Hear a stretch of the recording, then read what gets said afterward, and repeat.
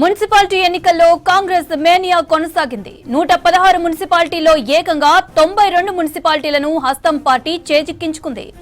Khanapur, Ketanpalli municipal చైర్మన్ల ఎంపిక వాయిదా పడగా కోర్టు స్టేతో ఇబ్రహీంపట్నం మున్సిపల్ చైర్మన్ ఫలితం ప్రకటించలేదు. ఇక బీఆర్ఎస్ ఖాతాలో 17 మున్సిపాలిటీలు ఉండగా బీజేపీ 1, స్వతంత్రులు 3 మున్సిపాలిటీలను దక్కించుకున్నారు. మున్సిపాలిటీ ఎన్నికల్లో కాంగ్రెస్ మేనియా కొనసాగింది.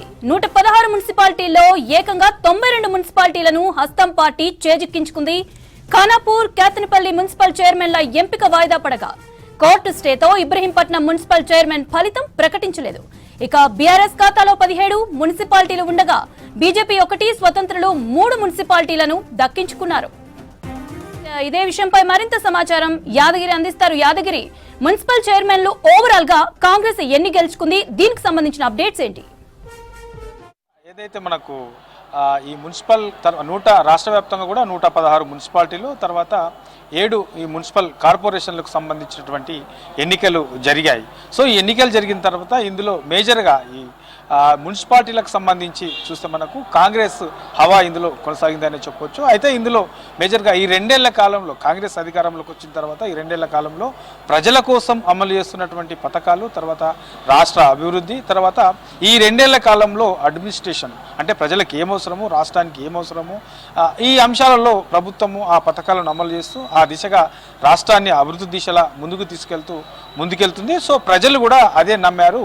ఈ మున్సిపల్ ఎన్నికలలో ప్రజలందరూ కూడా కాంగ్రెస్ను నమ్మి మరోసారి ఈ కాంగ్రెస్ ఏదైతే మున్సిపల్ ఎన్నికల్లో ఉన్నాయో ఈ మున్సిపల్ ఎన్నికల్లో కూడా కాంగ్రెస్కు మరోసారి పట్టం కట్టారనే అభిప్రాయాలు కూడా వ్యక్తమవుతున్నాయి. మనకు మొత్తం 116 మున్సిపాలిటీలకు సంబంధించినటువంటి ఎన్నికలు జరుగుతాయి. ఇందులో మేజర్గా 92 మున్సిపాలిటీలు కాంగ్రెస్ తన ఖాతాలో వేసుకున్నది. ఇక ఇందులో బీఆర్ఎస్కు సంబంధించి 17 మున్సిపాలిటీలు బీఆర్ఎస్కు, తర్వాత బీజేపీ తన ఖాతాలో 1 వేసుకోగా ఇండిపెండెంట్కు సంబంధించి మొత్తం 3 మున్సిపాలిటీలను ఇండిపెండెంట్స్ సంబంధించిన వాళ్ళు ఆ ఖాతాలో వేసుకున్నారు. మొత్తం ఇవి 113కు సంబంధించినటువంటి 113కు 92 కాంగ్రెస్ అయితే 17 బీఆర్ఎస్, 1 బీజేపీ, 3 ఇండిపెండెంట్స్. ఇక మిగతా 3కి సంబంధించి 2 ఎన్నికలకు సంబంధించి 2 మున్సిపాలిటీలకు సంబంధించి వాయిదా పడ్డాయి.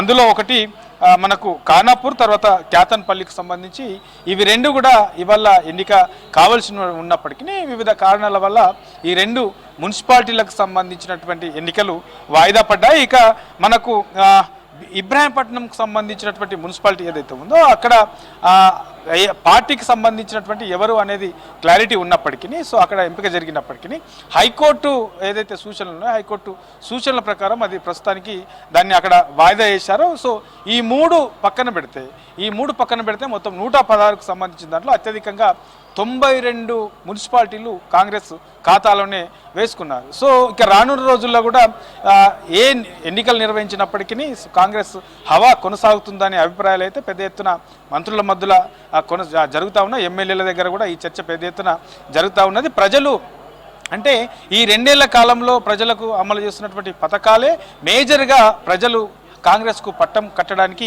ఇదొక ప్రధానమైనటువంటి రీజన్ అనే అభిప్రాయాలు కూడా వ్యక్తమవుతున్నాయి. సో మిగతా ఈ ఇందిరమ్మ ఇండ్లకు సంబంధించి, తర్వాత మిగతా పేద ప్రజలకు ఏవైతే అవసరం ఉంటాయో ఇందిరమ్మ ఇండ్లు కానివ్వండి, తర్వాత 200 యూనిట్ల వరకు ఉచిత విద్యుత్, తర్వాత సన్నబియ్యము, రేషన్ కార్డులు, ఇట్లాంటి పథకాలు ఏవైతే ఉన్నాయో సో గ్రౌండ్ లెవెల్లో నిజమైనటువంటి అర్హులకే అందేలా ప్రభుత్వం చర్యలు తీసుకుంటుంది. సో వాళ్ళకు లబ్ధిదారులకు ఎవరైతే ఉంటారో ఆ లబ్ధిదారులకి ఆ లబ్ధి చేరే విధంగా కాంగ్రెస్ అధికారంలోకి వచ్చిన తర్వాత ఎలాంటి అక్రమాలకు తావు లేకుండా, మధ్యవర్తులకు తావు లేకుండా ఈ పథకాలు అమలు చేస్తున్నాం. సో ఇట్లాంటి పథకాలే ప్రజలు బాగా వాళ్ళకు గ్రౌండ్ లెవెల్లో చేరుతూ ఉన్నాయి కాబట్టి ప్రభుత్వం చేస్తున్నటువంటి పథకాలకు కూడా వాళ్ళు ఇంట్రెస్ట్ చూపుతున్నారు కాబట్టి ఆ దిశగానే మరోసారి ఈ మున్సిపాలిటీ తర్వాత మున్సిపల్ కార్పొరేషన్కి సంబంధించినటువంటి ఎన్నికలలో కాంగ్రెస్కు పట్టం కట్టారనే అభిప్రాయాలు అయితే వ్యక్తమవుతున్నాయి. మౌనిక.